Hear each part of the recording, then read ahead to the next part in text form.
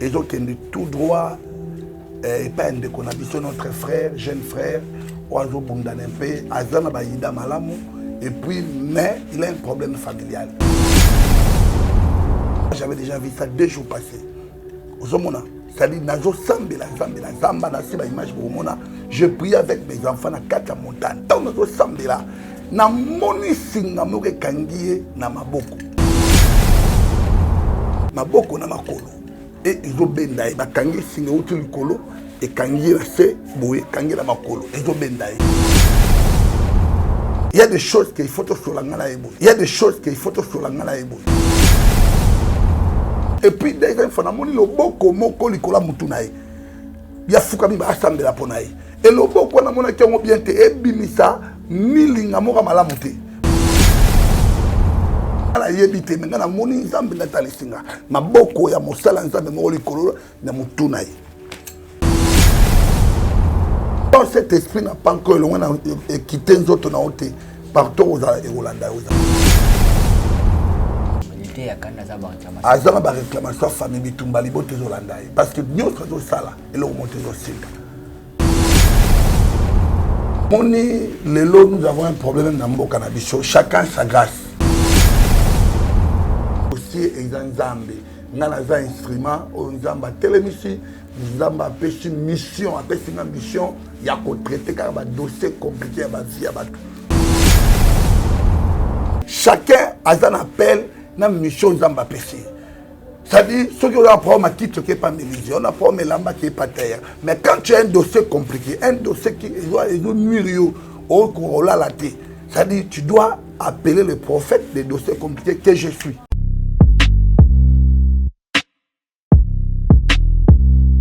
Olandelaka papa oyo nini?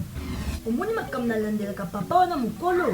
Tu es jeune garçon kaka moko olemi. Papa, limbisanga pour na dérangement. Biso ba jeune mi Congo déjà yekufi. Nini bozo sala ndenge nini pour mu Congo na bino ezala toujours efficace. Et le silence démarqué. Viens. Cabinet Dr Aladji 2022. Kimana Lombango chez Dr Ahmed Yakozwa Uko Force pour la faiblesse sexuelle. Aqua pour la hémorroïde.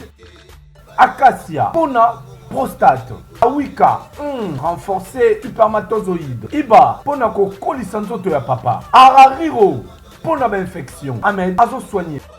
Dr Ahmed azo soigné faiblesse sexuelle, IST, hémorroïde, diabète, hypertension, hypotension, hypertension, hypotension, stérilité, rhumatisme, épilepsie, myome. Bengabus 243 82 97 37 164. Soit Oye sur avenue Loubefou numéro 17 na commune Yalemba. Référence salle du royaume des témoins de Jéhovah. Pona Batouamiki Yalibanda. WhatsApp na 89 97 78 138. Oui, je confirme des boutiques et Tikala Moko na République démocratique du Congo. Miss Lo boutique a même dit biso poto na Kinshasa. Ah, merci mingi na maman Laura na ndenge o même dit biso poto na Kinshasa. Bonjour madame. Bonjour. Ah, les amis, Lo boutique, tout est à l'arrivage de France, États-Unis. Nous avons un poudre Kiko. Contre Kiko. Tout mon cas, la bureau sur de son baya, aïe, tout qui n'était oui. Ah, tout qui n'était. Ah, les amis, Paris, États-Unis. Les amis, mélange. D'accord, la même différence dans l'eau parce que le réseau par Colibo, tu fais des tenus, tu vas pas mouchard, non, je t'ai loué. Non, pas habitué pour de ça à 48 heures. Ah, en tout cas, ma qualité na moni, hein.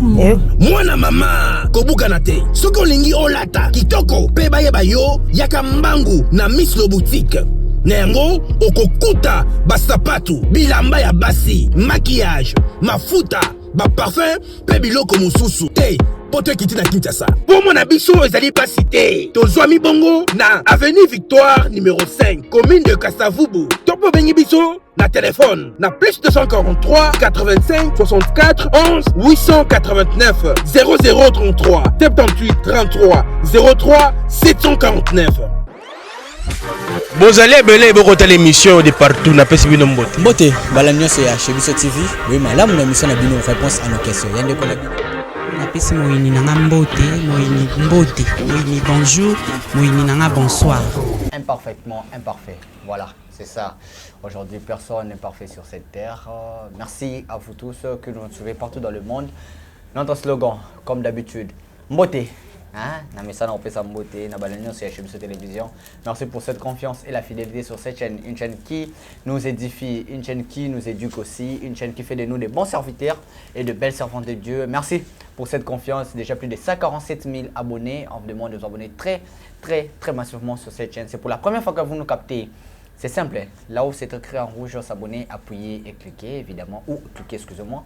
Il y aura une cloche qui va sortir. Vous être la première à recevoir toutes les notifications sur notre chaîne éducative professionnelle, la chaîne qui nous ressemble chez MSO Télévision. Appuyez ou cliquez sur la cloche. Vous ne serez jamais déçus. Vous serez parmi les premières personnes à recevoir toutes les notifications sur cette chaîne chez MSO Télévision, la chaîne qui nous ressemble. On a au moins 25% d'abonnés ici au pays, seulement au pays. Donc, vous êtes à l'est, à l'ouest, au nord, au sud ou au centre de notre pays. Merci pour cette confiance. Vos suggestions, vos commentaires, vos likes nous font énormément de bien. Et au moins 75%, qui dit 75%, partout dans le monde. Vous êtes en Australie, en Chypre, aux États-Unis, au Canada, partout. Merci pour cette confiance et merci aussi à nos héros dans l'ombre, nos techniciens. Côté technique, merci à vous. Merci à Eli Elias à la réalisation, ainsi qu'à Dinesh Monsola à la réalisation. Derrière la caméra aussi aujourd'hui, Eli et excusez-moi, Dineja derrière la caméra. Merci à toi. Merci aussi à Chris et ainsi qu'à Chic Moukadi. Merci à l'assistance de Ekibumba qui est mon cordon, mon chef, mon grand frère. Merci à toi aussi. Merci à tout le monde et je vous demande aussi de vous abonner sur cette chaîne Psaume Premier TV. Donc voilà, son abonné qui était en tout cas, c'est Renana Kandano. Voilà, merci beaucoup. Vous êtes nombreux de nous suivre partout dans le monde. Merci à tous mes partenaires. Je salue Madame Jessica Longonia ainsi que la Fondation Action Rap toujours en avant. Merci à cette dame, non pas parce qu'elle a l'argent, mais elle a l'amour des gens. C'est qui? Émilie Maïnga Seti. Merci à mes partenaires. L'homme à la barbe blanche, Lux Pereira. Merci à toi. Merci aussi à l'homme qui la veste demande qu'on l'habille, Aristote Kitambala. Bientôt là, il y aura une chanson Elombe qui arrive. Madeleine Elombe. Donc les 10 juin 2022, on attend cette chanson dans nos plateformes de téléchargement, iTunes, toutes les plateformes. Il y aura cette chanson Elombe. Merci à vous, Lux Pereira, ainsi qu'à Aristote Kitambala pour ces belles mélodies, belles chansons. Merci à vous. Voilà, aujourd'hui, c'est pour la énième fois que je reçois ces grands hommes de Dieu. C'est vrai, ça fait un temps, il n'était plus avec nous. À qui là, plutôt évité, problème, on ne sait pas. L'homme de dossiers compliqués, c'est comme si les dossiers ont pu compliquer de son côté, voilà, si je peux le dire comme ça. Il gère des dossiers compliqués à Batou.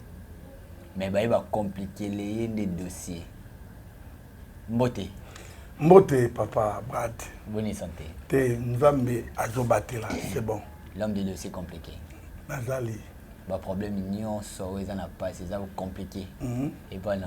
OK. Parce que ba sende ni ba ya ba do ba compliquer les dossiers. Na conjuguant mon linga là ba compliquer les dossiers. C'était arrivé comment? Je rappelle aux gens qu'il y aura une image qui va passer, une vidéo, une petite vidéo comme ça. J'étais là quand vous m'aviez appelé. D'ailleurs, je suis de cœur avec vous, que à côté de la église, Bapandi, bon, c'est tout à fait normal. Je trouve ça un peu normal via la commune de Matete. Mais ce qui a fait un peu mal de voir de grandes personnes, nos vieilles mamans, les basolés là, au nom, il y a Batouana et tout. Comment c'était arrivé? Il y a des images pour illustrer comment des mamans là. Mais quand je sais que Dini, j'ai encore son maman là, c'était arrivé comment? Merci beaucoup, papa Brad. Oyebi, Moussala toujours ça là. Diable a rotika bichoté et à Kobundi Sabicho na bandenge belé. Et puis nous avons des combats na ba forme nion soyez la kabicho parce que bicho tondimi liloba to salela yango ça mélange to lingi to telebana droit chemin ya liloba ya Nzambe to te ya Yesu. Et nous avons commis le bibo au coup de combat. Et nous avons dit que c'est que l'église est dans le quartier, dans la commune à Matete. Alors, les criminels, les côté là, ils ont machette. Moi, je n'étais pas là, j'étais à Bakongo. Et on m'a déjà appris cette nouvelle de loin. Ça arrive que yo mon pola dans l'église. Oui, il y a des fois, on a des prières, il y a Boutou, j'ai un bureau à côté. Là, la Kawana pour la prière, mais je n'étais pas là, j'étais en mission à Bas-Congo. Alors, dans Sima, dans l'église, parce que j'ai aussi des gens de vieilles mamans.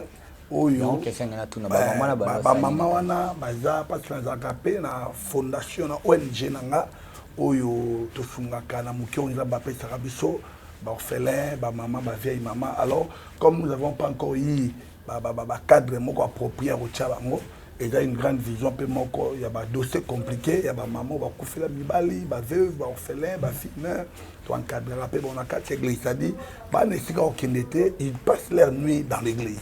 Et quelques frères et des bergers ont encadré bon à Boutou pour la prière. Alors il est arrivé qu'ils ont prié ba bondeli tu vas 2 heures vers 3 heures du matin ba koulou na ba côté l'église. C'est-à-dire des criminels na ba machette, ba armes blanches, ba côté l'église, ba frère ba témoin. C'est-à-dire oh place ba fungo la ki wana c'était pour une personne à côté pas fungo la bonne fungo na kati à vous olitol dans libanda. Et à côté, tembo maman bazaki qui peut na retraite, ba na retraite ba prière 4 jours à prière, ce que zaki le wa dernier jour pour ba fongola. Parce que na zaki te na tika ki ba programme, moi na bi ba na 4 ba prière na ba jeune, était tellement fatigué, tant ba lali muke ba sisi de 0 heure 2 heures 3 heures ba pemi muke comme ba zui pongi nde ba twana ba koti ba yibi biloko nyonso na église. Si ba koti ba yoki ba ba yoki te. Ti ba koti allez, c'est comme si ma pompa qui va qui parce qu'on a vu tout le monde qui c'est comme si ma pompa qui va checker l'eau là. C'est quoi la vie mais c'est compliqué. Là tout le monde a une question. Mais il y a biso ba ko yi ba biso une fois na parler ba soit di banga. Ba chila biso oui c'est nani ça là. OK. Ba chila di banga na porte. Ba la lisa biso ba pongi fo. C'est na kati église pe ba chila ba di banga wala. OK. Ça dit ba yaka na biloko na bango mo boza. Tenga tu ni wana te na kati église pe ba chila di banga. Te ba chaki li banga te. Ba ina ba kiss na ba. Ba ina ba kiss to ba pompa ka wana soki ba dula ba pompa ko la lisa ba tu pongi. Ah. Mais je na kati église. Bon, moi dossier compliqué bon, et je dis dans quatre églises, c'est normal. Elle a monté Amélie Kini. Il y a qui se mélange, un peu sur fatigue dans les autres. Si. Malgré ça, le calomnie comme et un peu sur fatigue, c'est normal.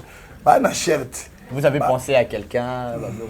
Bon, il y a Batouka Kaoyo, bateau baza de mauvaise foi, bateau pe balingi musala auto salate babundisaka bangwana ndepe baza sima makambo wana basala nzambe mususu ba voisin toyoki bakambo ebele par rapport ya musala ndenge toujours memela yango ba dossier compliqué alors babino jalousie haine ba combat yo ebikaka musala oyo ndeko musa mona okande ngotuna ka bondo sala musano malamu akoluka bandenge beleka pona déstabiliser. Ce qui m'a un peu dérangé c'était de voir des mamans, des vieilles mamans comme ça pleurer autour il y a clavier mimi micro clavier micro synthé nini tout, c'est-à-dire on a volé presque biloko ebela église instrument église mais nabi kenzambe wana ako très bien maboko catholique trouver na yo maintenant ba maman tu qui vont parce que c'est comme une insécurité comme une insécurité mais on a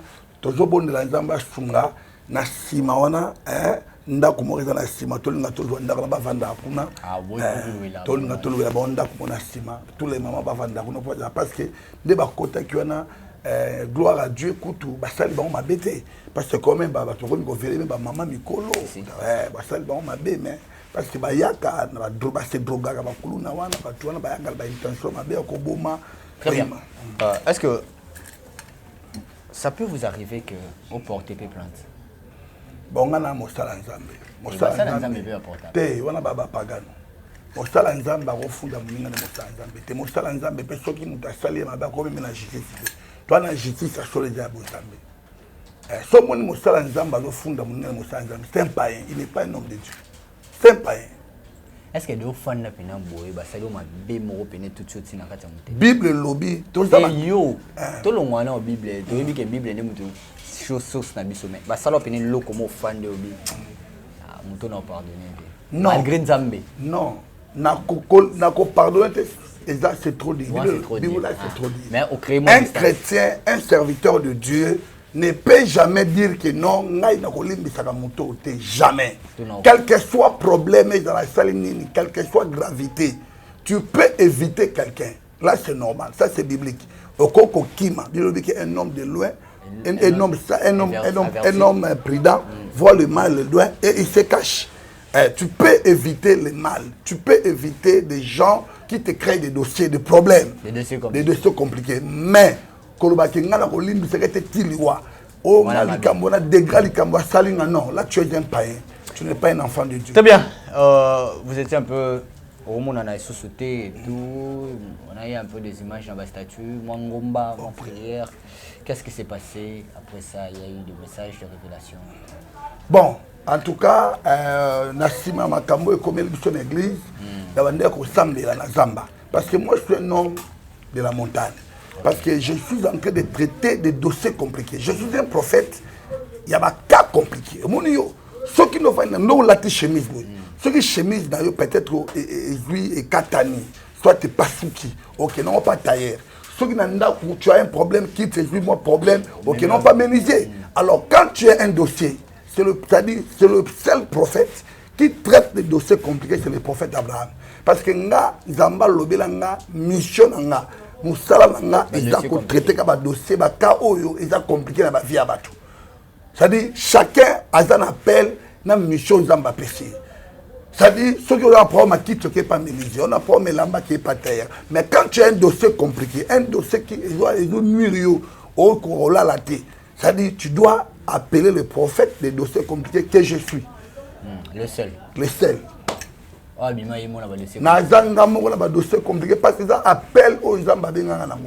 Très bien. Voilà, merci beaucoup, merci à mon maman. Je salue cette dame à plusieurs cœurs, de la compassion, d'amour, de tout, d'argent, de la richesse.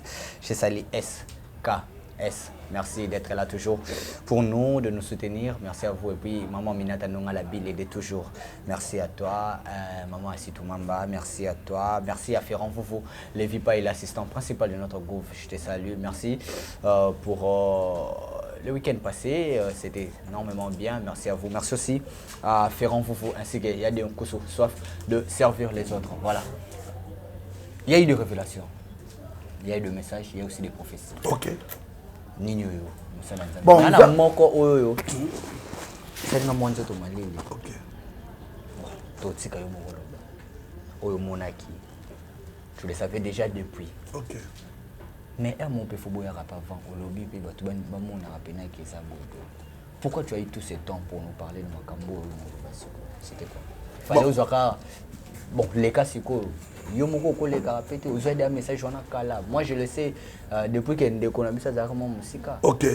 Le problème qui est là, il y a un message moko, ils ont tout droit et pas un qu'on a mis notre frère, jeune frère, Oazo Bundanempe, Azana Baïda Malamu, et puis mais il a un problème familial.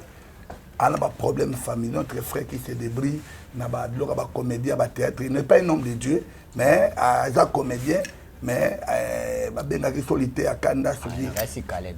Caleb, notre frère là, il était à Kanda. C'est-à-dire, dans une message de Nangomba. Quand je priais, c'était 2 jours passés. Avant même Yaya, moi j'avais déjà vu ça 2 jours passés. C'est-à-dire, je priais avec mes enfants dans 4 montagnes. Tant que je suis là, je suis na maboko. Oui, na maboko. Singi na maboko. Maboko na makolo. Et ils ont bendaï. Ma kangi singi outil kolo. Et kangi la se boye kangi na makolo. Ils ont bendaï. Quand ils ont bendaï quoi na sila tout disant mais pourquoi ça? Dieu m'a dit non. Ah ça là ma problème na bitumba famille. C'est-à-dire yende na zawana za ba lien famille. C'est difficile pour être afungwa maboye d'une manière ndepto ni baninga mususu ba bimi na musala wana facilement.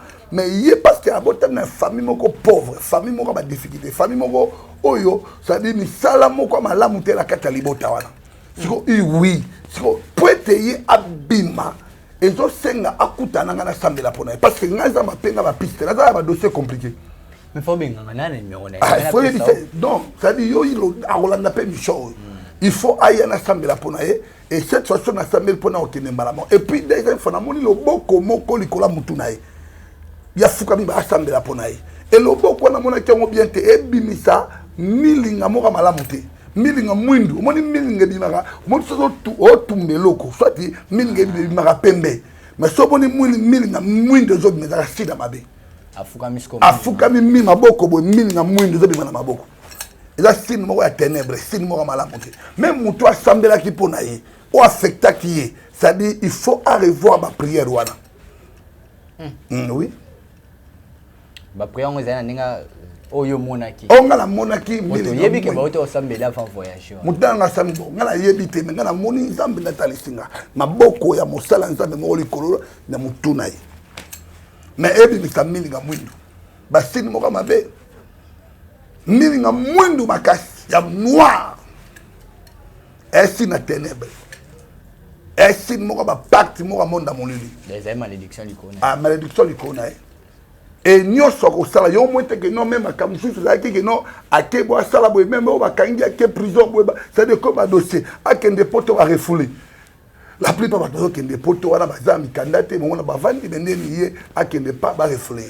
Il y a des problèmes c'est un zambatalisina. Il faut alukangai na PC ba directive orientation. Mon PC ba prière on te abonné. Madame Souda Rolo ba boité dans l'opinion sauté. Ah oui. Il y a des choses qu'il faut sur la ngala ebo. Alukanga en privé na sambela pour la PCP ba directive. Non benga eto ça l'appelle la conférence. Benga ye o tchanga contact na ye to sungande ko na bishona. C'est fort. Très bien. Mais moi il y a une question que je me pose hein. Est-ce que pour réussir dans ta vie, il faut prendre l'avion, d'aller vivre de l'autre côté? Je me pose seulement... Bon, pour réussir dans la vie... Est-ce qu'il faut seulement au bimon qui... Non, dans la vie, il y a des gens qui... Oui, pour rester dans la vie, premièrement, d'abord, il faut avoir Dieu. Il y a le roi du boss, il faut le parce que récite, il y a mis balai. Il faut oye bakokata bitumba lien libota famille na yo. Par exemple, la famille mosusu bazana bitumba ko réussir na vie et puis ça meli bangote. Et na batu mosusu pour réussir na vie, ça demande beaucoup de prières, beaucoup de sacrifices ko lukanzambe mingi pour être amona clair na vie na yo. Bon soki ba lien ezali, il faut soko bimi libanda mboka nde ba lien elando te. Bon, libanda mboka diable pour être bundisa mutu. Et c'est même à toquer les bandes en bonka, à toquer wapi. Mais quand déjà on a l'esprit à réclamation de l'Andayo, partout au Kende, on l'a dit. C'est-à-dire qu'il y a une frontière. Parce que c'est un esprit. Esprit, il y a ni corps, ni c'est-à-dire il y a une barrière. Il y a un côté partout. Et on l'a dit, à toquer wapi. Quand cet esprit n'a pas encore quitté les autres, partout au Hollandais. Très bien, on est de cœur avec vous. L'été à Kanda, voilà, c'est la vie. Ça arrive. Hein. Père Nabiso, papa Ebisanga, Monio César na Mokili. Il faut s'attendre à non. Vraiment. Monio César na Mokili. Corruption, réussite, chute, prison, trahison. Monio César na Mokili, il faut s'attendre. Il y a le délivrance. Akuta nangai. C'est un dossier compliqué. Réclamation famille, tout semble la ponaye, ma camone fonga. Azama ba réclamation famille bitumba libo tezolandaye parce que nous sommes sala et le monter au singa. Et oui, il doit s'humilier à kutananga balandeli ba prière to mandala père spirituel. Bon, au moni lelo nous avons un problème dans mboka na biso, chacun sa grâce. Olandi, chacun a sa grâce. Alors, mes pères spirituels, mais... Dans le lobby, chacun a sa grâce. C'est-à-dire, Moutna Moutou, Aza, la spécialité, dans le Ngolo, dans le Très bien. Naba, dans le lobby, on a tué Bissau Awat. Que Likambo, il y a Kiti, Luka Ménisier. Likambo, il y a Lamba, Luka Tayer. Il y a un dossier compliqué. Pour y aller déjà dans la quête, c'est un dossier compliqué. Pas où tu as traité un dossier compliqué, très bien. Naba, il doit recourir chez moi pour être tout le monde dans la liste, ça va être un dossier compliqué. Donc, quand déjà on a un lien en famille, il y a un dossier compliqué. Lien famille, et il y a un dossier compliqué. Lien en famille, parce que lien en famille, Et ça dit lien et Bible dit que malédiction qui est dans la 4e génération. Mais est-ce que déjà tu as la baïba déjà? Na vie nanga, pourquoi pas? C'est une posé en réclamation à famille. Non. Ça dit Koyiba. Non, Koyiba, Bible lobby dans Jean 10:10. Le diable Ayaka, c'est un voleur. Il vient pour gorger, voler et détruire. Très bien. C'est-à-dire Satan, il nous vole chaque jour. Il y a des photos qui non. Par rapport à la vie. Très bien. La vie, c'est-à-dire faux. Bible lobby que je veux que tu prospères à tous égards. Très bien. Comme prospère l'état de ton âme. C'est-à-dire, souvent, Zambé le lobby dans le 28, c'est-à-dire, Zamba lingi biso bananaï, tout ça la béni. À part le royaume, parce que le royaume, il y a si, le royaume, il y a l'eau tout ça, nous avons déjà le royaume. Mais, nous devons être bénis aussi. Bénis aussi. La bénédiction matérielle, c'est important. Cherchez le royaume des ciels, voilà, un homme riche, qui paye. Abina Sarani n'a hérité le royaume, mais il était riche. Il avait la richesse, il n'avait pas le royaume. Très bien. Mais aujourd'hui, nous, on a le Mais il y a des gens qui ont le royaume, mais non, qui ne sont pas riches. Il faut avoir tous les deux. Il faut avoir tous les deux. Il faut avoir tous les deux. Parce que l'été, il y a Nyon, c'est ça. Nyon, c'est ça. C'est ça. On a affirmé. Mais c'est ça. Nyon, c'est ça. Alors, il doit maintenant faire un effort. On a un dossier compliqué et tout traiter le dossier. On doit les traiter. Très bien. Merci beaucoup, l'homme de dossier compliqué. Alors, un dernier mot, parce qu'on est arrivé à la fin de notre entretien. Tu as aimé? J'ai aimé. Voilà, numéro de téléphone surtout. C'est vrai, ils ont déjà affiché un mot, parce que ça fait tellement longtemps. Je pense qu'après cette émission, on aura une émission spéciale. On va décortiquer quelques thèmes. Ça va nous prendre, je pense, pas moins de 50 minutes cette émission. Je demanderai Baba Kisana, Kombo Nanga. Moi, j'ajouterai quelque chose. Vraiment. Pour l'émission. Merci beaucoup, Brad Zamba Pambolayo. Nazo babande konyo so obajui libakwa kolanda émission oyo ya bino prophète ya ba dossier compliqué walenga mina kombo Abraham. Alors na mutu nyoso aza na dossier compliqué numéro ezawana benga prophète ya ba dossier compliqué na ko traiter dossier na yo na ba prière et Nzambe ya lola akozanga te ko résoudre problème na yo mutu oyo ya résoudre ba dossier Nzambe. Ngana za instrument au Nzamba télémission Nzamba pêche mission apesina mission ya ko traiter car ba dossier compliqué ba vie ya batu yo mtuzo landanga numéro ezali 082 28 66 155 benga plus 243 82 28 66 155 ce que bengi au prophète Yemoko. Il y a des dossiers compliqués, et puis en plus encore, l'église de Zouavi dans la commune de Matete, dans le quartier Baumbu, avenue Kemba numéro 3, et Sika Onazo Kamba église. Cette fois-ci, parce que nous déjà, alors tu as déjà ma précaution, même tout ma répartition dans Boutou, tu as une équipe, à 6 équipes pendant pendant c'est-à-dire veille permanent. On a eu des discussions. Voilà, merci beaucoup d'être avec nous sur ce plateau. Merci, ça n'est fini pour aujourd'hui. Merci à mon partenaire, je salue Dimitri Zakwani depuis Dubaï. Vous voulez faire des tours à Dubaï, contactez Dimitri Zakwani. Vous ne serez jamais déçus. Bientôt là, il y aura une agence avec Dimitri Zakwani. Il est là-bas, il est là pour vous guider. Vous voulez voir le tour, vous voulez être au désert, vous voulez avoir de belles jeeps, vous voulez acheter aussi des voitures dans Dubaï. Contactez mon ami Dimitri Zakwani. Et là, merci à toi, merci toujours d'être avec moi, Brad Bumba. Voilà, on est arrivé vraiment à la fin de notre entretien. Si je ne reviens pas, on se retrouve prochainement pour un nouveau numéro. Merci à l'homme de dossier compliqué, le prophète Abraham. Merci à tous nos abonnés. On se retrouve prochainement. Au revoir.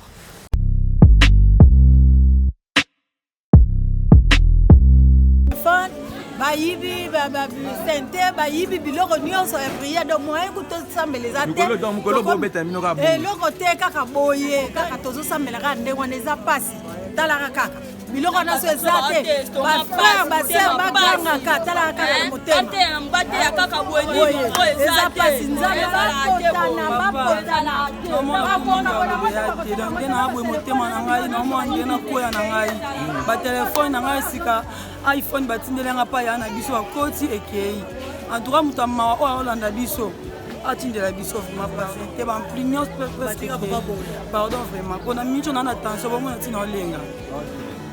C'est vrai bandeko oyo baza na mboka ndenge na ndenge oyo bazoyoka biso bazomona biso vraiment tozosenga aide na bino puisque bakoti na église lelo deuxième fois donc bayeko eloko nyonso donc tokomi kobeta kaka maboko kosolola na munoko donc oyemba na munoko biloko nyonso micro sente nani nyonso bamemi na badokima nyonso ya Dieu mpenza mais tozosenga soki nzambe asungi mutu na mutu oyo azwi message oyo nzambe atuta motema na ye ameka kosunga biso tozongisa biloko wana po ata tolobi tosomba tokokoka kosomba nyonso mbala moko vraiment.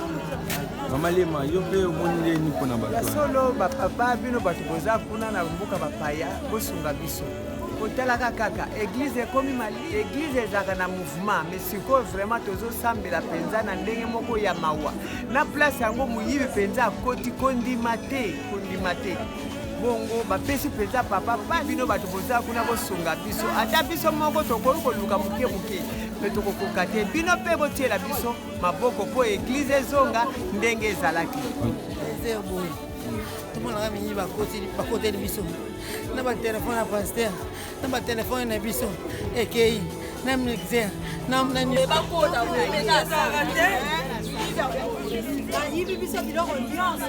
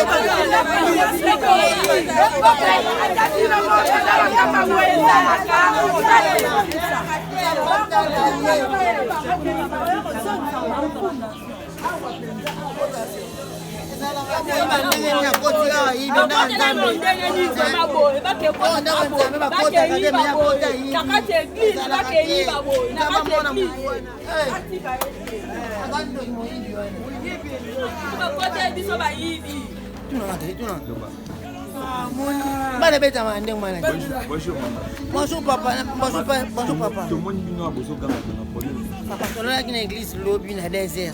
Moyibi akoti ayibi so ba ampli bleu ni église akenango. Mais moyibi wana nzamba mona ye. Biloko ayibi eza ya nzambe. Ayibi biloni. Ayibi ampli ayibi na sende akenango ka boye. Tomoni ye peti. So zana kindoki so basala ndenge nini nzamba mona mutende bakiti nyonso ya bien nyonso keke nango vraiment bayibi mpe biloko nyonso bila pene beno tosalela misala mikro basente nyonso bazwi bayibi oteka bayiba tomoni bango te bato tolamuki po bazali da badesert bakati kuna na porte bakote na ndenge ase tozalaki ya kolala oyeba te tosala ndeni mpona mililo nyonso bayibi bamemi te nyonso bayibi bamemi me oyo ayibi bongo mona ye na batelefone nyonso bato basomi batelefone nyonso ya papa bandeki kocharge nyonso bazwi bake no papa tikata na eloko te ezalaka te koto nazoma bato bayibi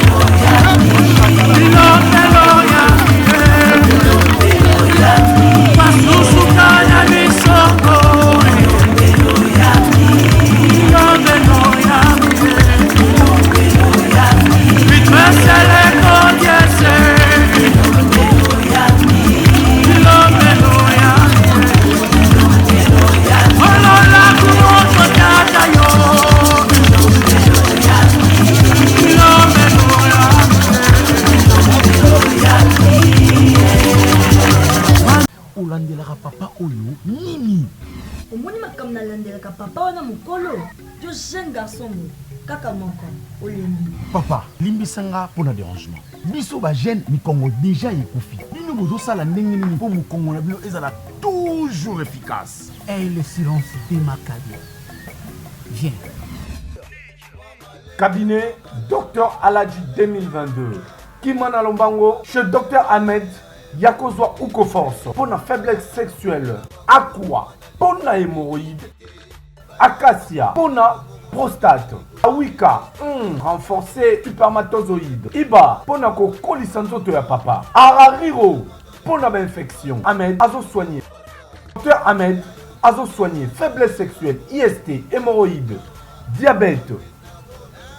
Hypertension, hypotension, hypertension, hypotension, stérilité, rhumatisme, épilepsie, myome. Bengabus 243 82 97 37 164. Soit Oye sur avenue Loubefou numéro 17 na commune Yalemba. Référence salle du royaume des témoins de Jéhovah. Pona Batwamiki Yalibanda. WhatsApp na 89 97 78 138. Oui, je confirme que boutique etikala moko na République démocratique du Congo. Miss Lo boutique a memeli biso poto na Kinshasa. Ah, merci mingi na maman Laura na ndenge o memeli biso poto na Kinshasa.